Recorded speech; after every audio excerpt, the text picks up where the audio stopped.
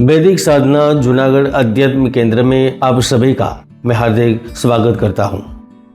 तुला राशि वालों, क्या आप पैसों की हानि से परेशान हैं? क्या आपका स्वास्थ्य डगमगा गया रहता है? पति पत्नी के रिश्ते भी नहीं सुधर रहे हैं और अक्सर पड़ोसियों के साथ कहासुनी हो जाती है। अपने ही ससुराल वालों के साथ मतभेद बने रहते हैं। क्या हर समय आप खुद को अकेला पाते हैं? जो दोस्त है वे पीछे से धोखा देते हैं। तुला राशि के प्यारे जातकों, आपके मन में इस तरह के हजारों सवाल होंगे जो आपको दिन पर दिन परेशान रखते हैं, लेकिन जल्द ही आपको आपके सवाल का जवाब मिलने वाला है, क्योंकि आपके जीवन में बड़ा उलटफेर होने वाला है। क्यों होने वाला है? क्योंकि देवगुरु बृहस्पति अतिचारी अवस्था में आने वाले हैं। मित्रों, आपने सुना ही होगा कि जब जब इस पृथ्वी पर पाप और अत्याचार बढ़ता है, धर्महानि होती है, तब तब स्वयं भगवान इस धरा पर अवतरित होते हैं और इस धरती को पाप से मुक्त करते हैं।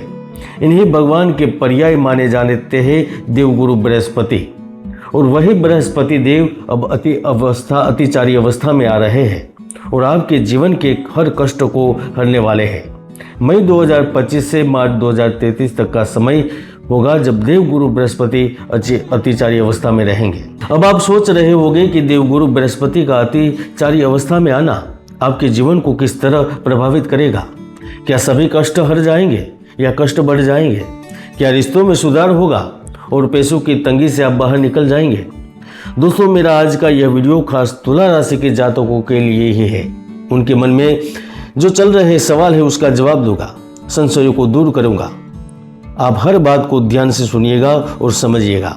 साथ ही इस वीडियो के अंत में आपको बताऊंगा कि आपके लिए क्या किया जाना सही होगा और किस तरह के लोगों से दूरी बनाए रखना उचित होगा। तो चलिए प्रारंभ करते हैं।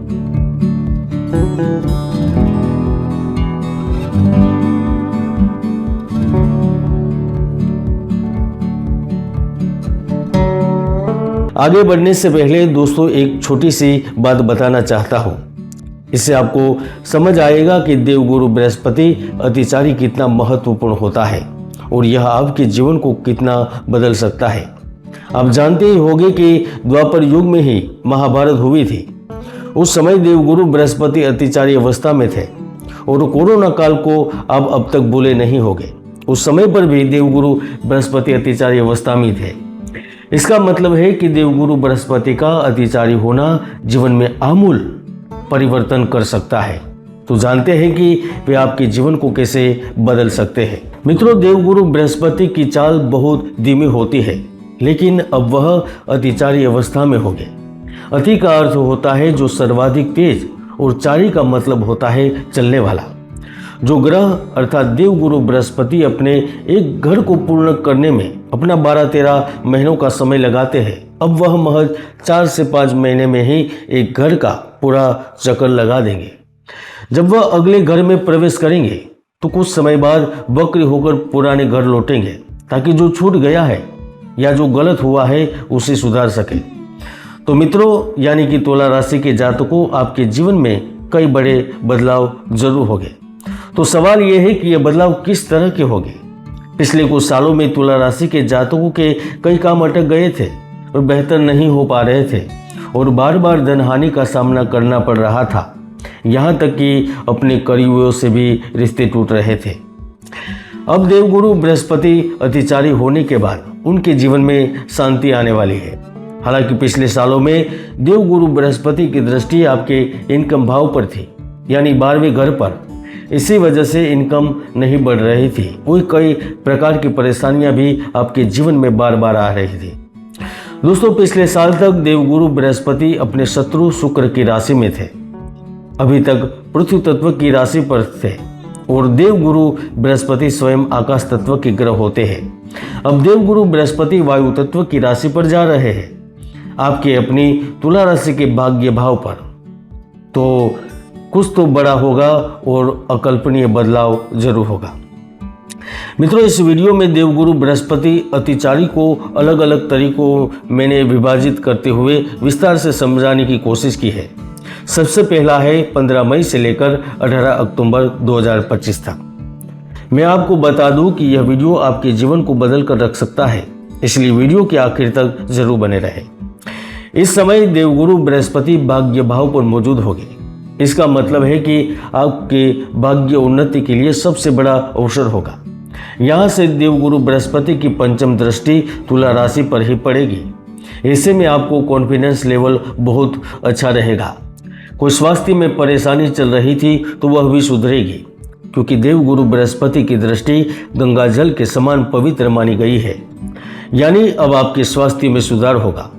जो बीमारियां लंबे समय से बनी हुई थी उसमें सुधार दिखेगा।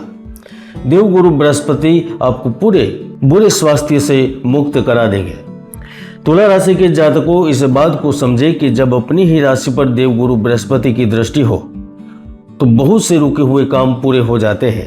गुरु की नौवीं दृष्टि पंचम भाव पर पड़ेगी।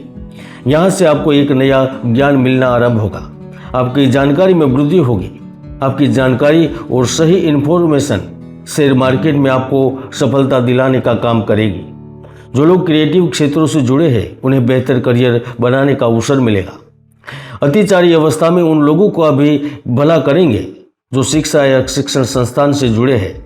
यानी कि तुला राशि के जातकों के लिए यह कहना सही होगा कि आने वाला समय उनके लिए बेहद उज्जवल होने वाला है। जिनके कष्ट उनका साथ नहीं छोड़ रहे थे अब वे सब दूर हो जाएंगे। अब आपके मन में यह सवाल जरूर उठ होगा कि आखिर समस्या कहाँ आएगी? तो केवल समस्या होगी आपकी जल्दबाजी में, गलत निर्णयों में और धैर्य न बनाए रखने में। इसलिए जल्दबाजी में कोई काम न करें।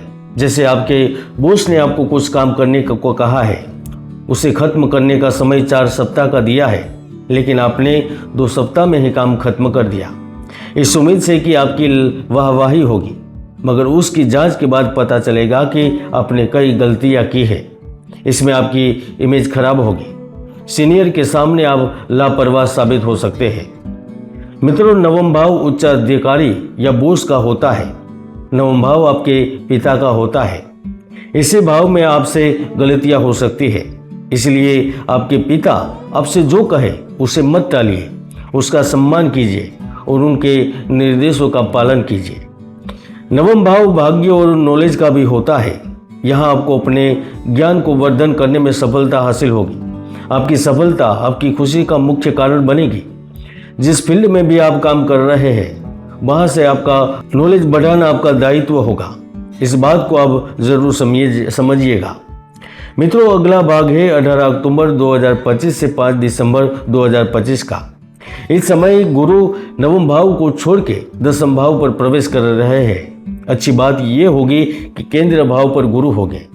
इसमें भी अच्छी बात यह होगी कि उच्च की स्थिति में रहेंगे। अब करियर के लिए एक बहुत अच्छा समय होगा। आप अपने कार्य क्षेत्र पर प्रगति करेंगे। समाज में मान सम्मान की वृद्धि होगी। वैसे भी गुरु को सौभाग्यदायक माना गया है। इसका मतलब है कि आपका भाग्य खुलने वाला है।